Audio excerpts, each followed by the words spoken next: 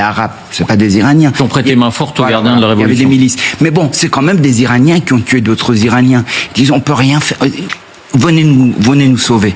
Là, ils sont arrivés au bout.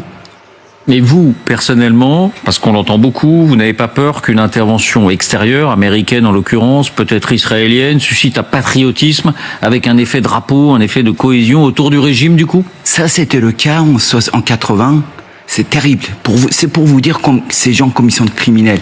1980, 79 révolution islamique, 1980, Khomeini dit aux chiites de l'Irak de faire la même chose. C'est ce qui a fait déclencher la guerre en Irak. Ça, entre les chiffres vont de 250 à 500 000 morts iraniens. Il y avait du patriotisme. Les gens sont allés mourir pour Allah, pour Khomeini, mais également pour la patrie. C'est fini. C'est simple, hein. Il faut juste voir qu'ils ont aucun espoir, ils ont aucun avenir, ils veulent plus de ce régime.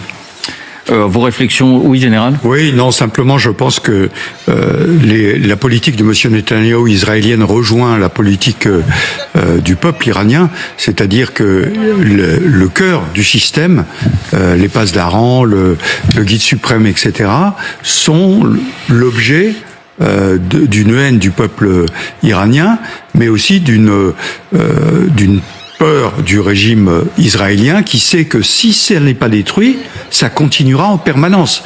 Et le fameux cercle de feu Hamas, Hezbollah, Syrie, etc., ce sont eux qui ont été les moteurs. Et donc, il y a un moment, on est dans le bras de fer, on est dans l'épreuve de force.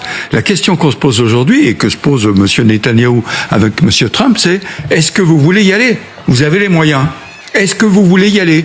Et là, on voit bien que le président Trump, il est écartelé entre son électorat qui ne veut pas de guerre, les monarchies du Golfe qui veulent surtout que ça bouge pas, et la volonté de faire quelque chose. Et c'est pour ça que je pense, vous aviez raison de souligner ce qui s'est passé au mois de juin. Ce sont les Israéliens qui sont allés. Et là, le président Trump s'est dit, il faut que j'y aille parce qu'ils y sont allés. Voilà, simplement il faut y aller jusqu'au bout. Au mois de juin, on le disait, je crois, à l'époque sur le plateau, on dit mais pourquoi s'arrêter maintenant ? Il fallait aller jusqu'au bout. Et là, la différence, c'est que bien sûr, le peuple iranien l'a démontré il y a un mois, lui, il était prêt à descendre dans la rue. Est-ce qu'il sera toujours volontaire pour descendre dans la rue après ce qui s'est passé ? C'est la question. C'est important. Maya. Ce qui est primordial, mais on le sait ici, je crois, autour de cette table, c'est si la République islamique tombe, suite à ce qui s'est passé en Israël et Gaza, beaucoup de choses vont être résolues. 79 a été véritablement un virage avec des attentats, avec les régimes islamiques, avec le terrorisme. Si la République islamique tombe, vraiment la région va changer d'image. Et nous, alors c'est très égoïste, on croit à une véritable ruée vers l'or pour ce pays-là. Beaucoup de choses changeront. Oui, Isabelle ? Oui, non, les images de l'anniversaire de la Révolution. D'ailleurs, parenthèse, le secrétaire général de l'ONU aujourd'hui a souhaité un bon anniversaire à l'Iran. Quelle honte. Absolument. Donc je tenais quand même à le signaler parce que c'est une honte et il fait ça à chaque fois.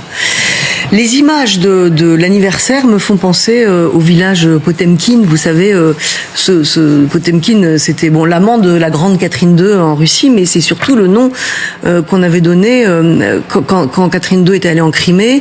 Le ministre Potemkin avait fait retaper en carton-pâte toutes les façades des bâtiments sur le chemin, mais dès qu'on sortait de la rue, la ville en ruine. Très pauvre, c'était complètement en ruine.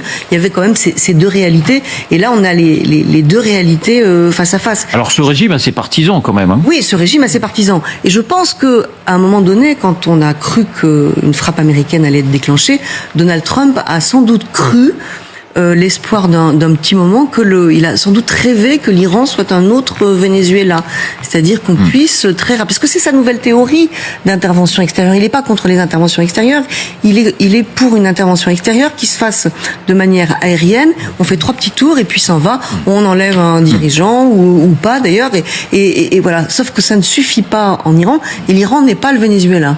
Oui, Jean-Claude, rapidement, et on avance. Là, et je m'arrête là-dessus, mais c'est qu'aussi la question peut venir des autres pays arabes parce que précisément, on ne souhaite pas une instabilité, mais on comprend aussi que le peuple iranien ne peut pas continuer comme ça, et Donald Trump probablement, s'il hésite, c'est parce qu'il se concerte, il y a Israël bien évidemment, mais il se concerte aussi avec les pays arabes, et c'est cela aussi qui génère cette hésitation. Il suffirait peut-être de convaincre les partenaires arabes qu'il y a peut-être là l'occasion d'en terminer avec le régime des mollahs. Rapidement, Vincent. Non, j'étais très, très touché par ces cris dans la nuit qui sont très spectaculaires quand même. Et de toute manière, un changement en Iran ne se fera pas sans que le peuple redescende dans la rue avec courage, parce que les frappes américaines seules ne suffiront pas. Et c'est le couplage entre des frappes brutales, massives et destructrices et le peuple qui redescendra dans la rue qui permettra à ce régime de tomber. Enfin. Allez, vous avez droit au dernier mot, Maya. 10 secondes. La France, les Iraniens en veulent beaucoup à la France d'avoir protégé, accueilli Khomeini en 78-79. Ce soir, sachez je suis français, nous avons un peu gagné un peu d'honneur. Il devait y avoir une fête au pavillon royal ce soir, commémorant par l'ambassade, commémorant la journée. Et en fait, par l'intervention des Iraniens, Mona Jafarian, moi, je crois que Madame Pécresse, j'ai pas réussi à joindre Patrick. Madame Pécresse est intervenue, ça a été annulé. Ils le font en catimini dans une résidence qui leur appartient. C'est très bien. On aurait pu les laisser faire et ça aurait été encore une honte pour notre pays, je crois. Merci beaucoup d'être venu nous voir, Maya Armonchi.